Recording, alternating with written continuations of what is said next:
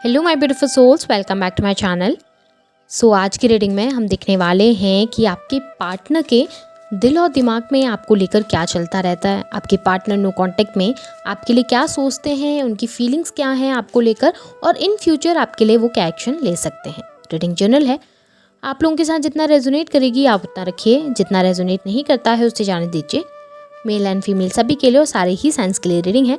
Reading timeless है, तो जिस वक्त पे आपके सामने आती है उस वक्त पे आपके साथ रेजोनेट कर सकती है। तो चलिए स्टार्ट करते हैं। लेटेस्ट साइंस बता देती हूँ। ये साइंस आपके पार्टनर के हो सकते हैं। आप लोग एयर साइन के हो सकते हैं, Gemini, Libra, Aquarius. Fire sign के हो सकते हैं, Aries, Leo, Sagittarius. Water sign के हो सकते हैं, कैंसर, स्कॉर्पियो, पाइसिस। और अर्थ साइन भी है, टॉरस, वर्गो, कैप्रिकॉर्न। तो साइंस यहाँ पे आप लोगों के लिए सारे ही निकल कर आ गए हैं। नंबर्स में अगर आप लोगों के लिए देखूं तो मुझे यहाँ पर आप लोगों के लिए 9 नंबर इंपॉर्टेंट दिखाई दे रहा है। आप लोगों के लिए सितंबर मंथ इंपॉर्टेंट हो सकता है। यहाँ पर 10 नंबर इंपॉर्टेंट दिखाई दे रहा है। अक्टूबर मंथ आप लोगों के लिए इंपॉर्टेंट हो सकता है। नंबर 2 इंपॉर्टेंट हो सकता है। फैब मंथ आप लोगों के लिए इंपॉर्टेंट हो सकता है। नंबर 1 भी मुझे आप लोगों के लिए इंपॉर्टेंट दिखाई दे रहा है। जैन मंथ भी आप लोगों के लिए इंपॉर्टेंट हो सकता है। और नंबर 10 आप लोगों को बहुत ज़्यादा दिखाई देता होगा।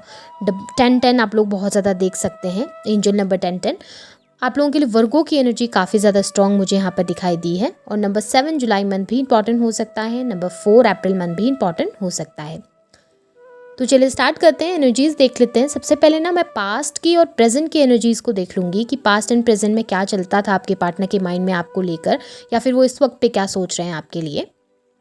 यहाँ पे अगर मैं एनर्जीज देखूं आप लोगों के रिलेशनशिप की, तो मुझे दिखाई दे रहा है कि स्टार्टिंग तो बहुत खूबसूरती से करी आप लोगों ने, लेकिन चाइल्डिश नेचर दोनों के अंदर था। मैच्योरिटी ज़्यादा नहीं थी दोनों के अंदर। दोनों ही मैच्योर नहीं थे। एकदम से एक दूसरे को देखकर अट्रैक्ट हुए, एकदम से रिलेशनशिप में चले गए।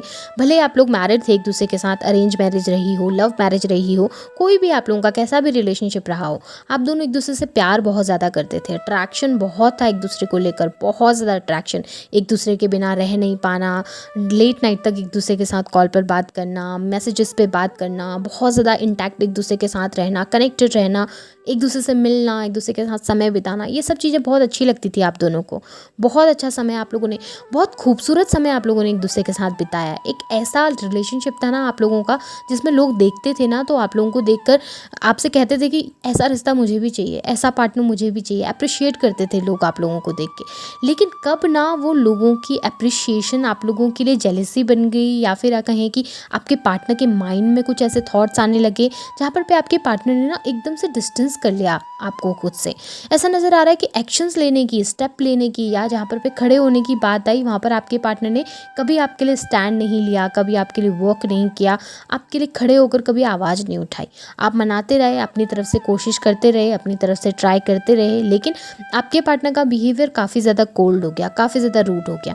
अब ये ऐसा भी है कि हो सकता है कि आपके पार्टनर काफ़ी ज़्यादा चीज़ें सोच रहे हैं एक टाइम पे, थर्ड पार्टी सिचुएशंस रही हों आप लोगों के बीच में, पर सिचुएशन कैसी भी थी, फीलिंग्स बहुत थी आपके लिए, इमोशंस बहुत थे आपके लिए, पर जहाँ पे वो बात आती है ना कि मेरे लिए आके एक्शन लो, मेरे लिए आके स्टैंड लो, मुझे कमिटमेंट दो, अब मुझे इस रिलेशनशिप में वो श्योरिटी चाहिए, वो कमिटमेंट चाहिए, उस वक्त आपके पार्टनर ने साथ नहीं दिया, उस वक्त आपके पार्टनर ने स्टैंड नहीं लिया।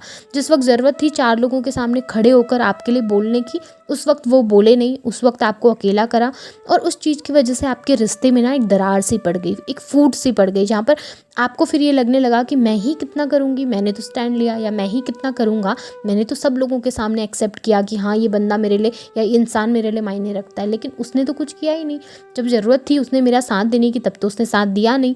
मैरिड भी थे उस वक्त भी, अगर आप चाहते थे कि इन लॉज के सामने आपके पार्टनर आपके लिए खड़े हों, स्टैंड लें, वर्क करें, एक बार आपके लिए कम से कम बोल दें, तो आपके पार्टनर ने कभी वो चीज़ें की ही नहीं। प्रियोरिटी में कभी आप थे ही नहीं अपने पार्टनर के लिए। प्रियोरिटी में बाकी लोगों को रखा उन्होंने, प्यार बहुत दिया, बेशक प्यार बहुत किया, रिश्ता बेशक बहुत अच्छा रहा, लेकिन जहाँ पर बात आती है ना कि अब मुझे साथ देना है इस पर्सन का, अब मुझे हाथ पकड़ के रहना है इस पर्सन के, उस वक्त आपके पार्टनर ने आपका हाथ नहीं पकड़ा और आपको गिरने दिया इस रिश्ते में, आपको बहुत ज़्यादा टूटने दिया इस रिश्ते में, जिसकी वजह से काफ़ी ज़्यादा प्रॉब्लम्स और डिफ़िकल्टीज़ आई हैं।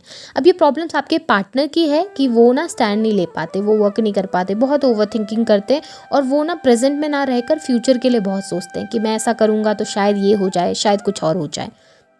अब मैं आपके पार्टनर के दिमाग की एनर्जीज़ देखूँ ना, तो मुझे तो दिमाग में आप ही आप दिखाई दे रहे हो। ऐसा नज़र आ रहा है आपके थॉट्स चल रहे हैं उनके माइंड में, बहुत कुछ सोच रहे हैं। अब ये इसलिए भी है क्योंकि आपने ना आजकल बहुत ग्रोथ की है अपने आप में, आपने बहुत चेंजमेंट की है अपने आप में।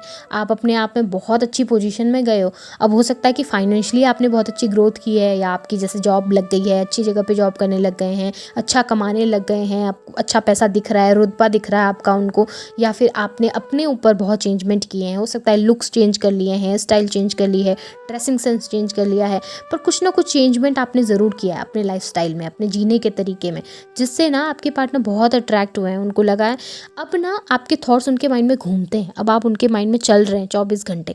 कभी कभी आपके पार्टनर को लगता है कि इतना सब कुछ होने के बावजूद भी मैं उसके बारे में क्यों सोच रहा हूँ, या मैं उसके बारे में क्यों सोच रही हूँ, मुझे तो सोचना ही नहीं चाहिए, हमारे बीच में तो कुछ चल ही नहीं रहा, हम तो नो कॉन्टैक्ट सिचुएशन में हैं, कब से बात नहीं हुई है, फिर भी ये मेरे माइंड में क्यों चल रही है। इस तरीके की सिचुएशन आ जाती है कि बार बार आपका नाम उनकी ज़बान पे आ जाता है, बार बार आपकी यादें उनके माइंड में आ जाती हैं, आपके सपने कुछ ऐसे आ जाते हैं जिसको ना सोच सोच के आपके पार्टनर कभी कभी आपसे जुड़ना चाहते हैं, कनेक्ट होना चाहते हैं, प्यार बहुत फील करते हैं। माइंड में बहुत सारी चीज़ें चल रही हैं, माइंड में तो उनके ये भी चल रहा है कि मेरी एक पोजीशन है, मेरा एक रुतबा है, खुद से होकर नहीं जाना चाहिए, खुद से होकर नहीं करना चाहिए। फिर दूसरे ही पल सोचते हैं यार अब तो मुझे उस पर्सन के साथ जाना है, मुझे उस पर्सन के साथ जुड़ना है, क्योंकि उसने तो अपनी लाइफ में बहुत कुछ हासिल किया।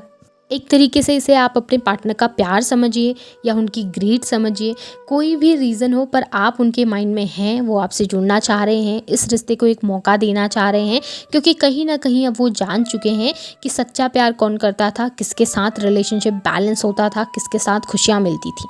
अब ऐसा भी हो सकता है कि आपके जाने के बाद उनकी लाइफ में काफ़ी डिफ़िकल्टीज़ आई, फाइनेंशियली बहुत सारी डिफ़िकल्टीज़ आई, तो वो इस एक्सपेक्ट में भी सोच रहे हैं कि अगर आप लाइफ में होंगे तो शायद फाइनेंशियली बहुत अच्छी स्टेबिलिटी मिलेगी, सब चीज़ें अच्छी होंगी, आपके साथ ना लाइफ उनको ईजी लगती है, आपके साथ लाइफ उनको बेहतरीन लगती है।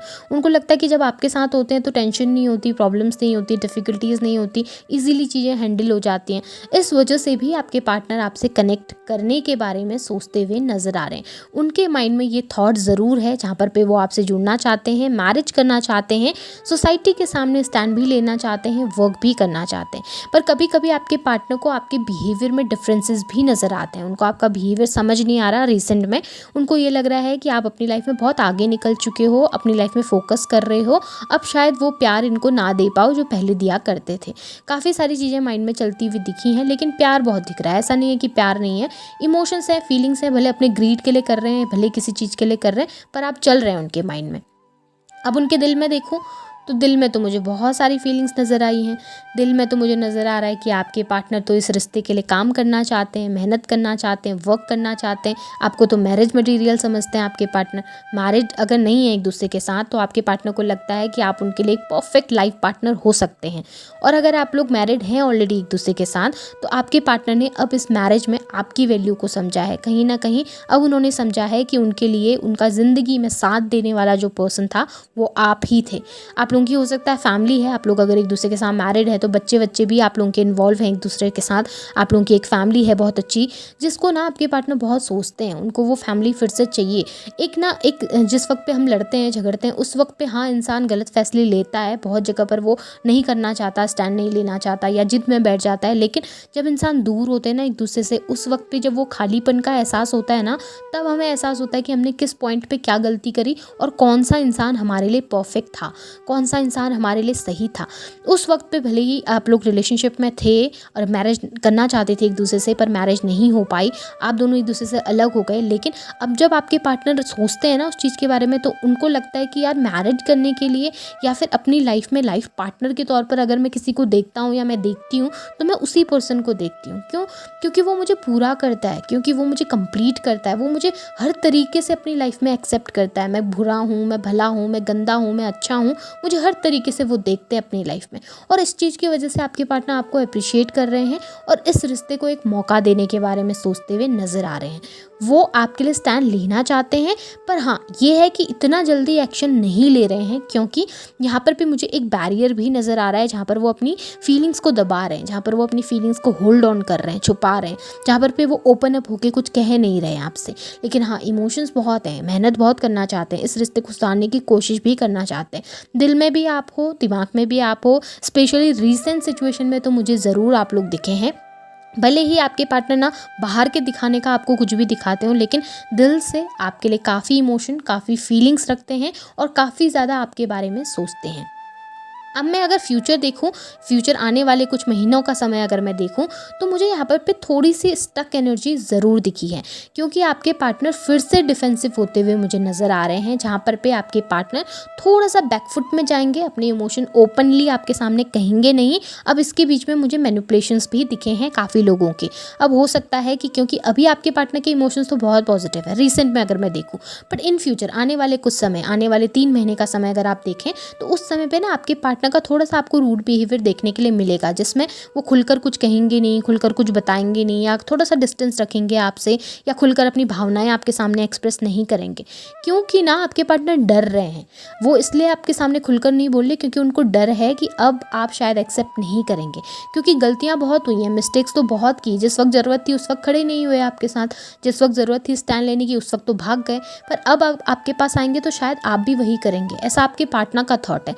उन्हें लगता है कि अब आप एक्सेप्ट नहीं करेंगे, जिसकी वजह से वो थोड़ा सा बैकफुट में जाकर डिफेंसिव प्ले करेंगे, जहाँ पर पे वो ओपन होकर अपनी फीलिंग्स नहीं एक्सप्रेस करेंगे, खुलकर नहीं बताएंगे कि तुम्हारे लिए फीलिंग्स है, तुम्हारे लिए इमोशंस है, या तुम्हारे लिए कुछ फील करता हूँ, फ्यूचर तुम्हारे साथ देखता हूँ। थोड़ा सा डिफेंसिव हो जाएंगे, जहाँ पर आपको ये शो करेंगे कि ठीक है, मुझे इतना इफेक्ट नहीं पड़ रहा, इतना फ़र्क नहीं पड़ रहा, या फिर इतना अच्छा नहीं है, हम दोनों के बीच में कुछ चीज़ें इतनी अच्छी नहीं हो सकती, सही नहीं हो सकती। थोड़ा सा रूड बिहेवियर आपको मिलेगा, 2-3 महीने का समय है जहाँ पर पे आपके पार्टनर ऐसा बिहेव ज़रूर कर सकते हैं। पर मैं फिर भी देखूंगी कि क्या इन फ्यूचर आप लोगों का रियूनियन हो जाएगा एक दूसरे के साथ, क्या उसके बाद इन फ्यूचर में आपके पार्टनर की तरफ से आप लोगों को कोई एक्शन देखने के लिए मिल सकता है, और अगर मिल सकता है तो किस समय तक आपको वो एक्शन देखने के लिए मिलेगा।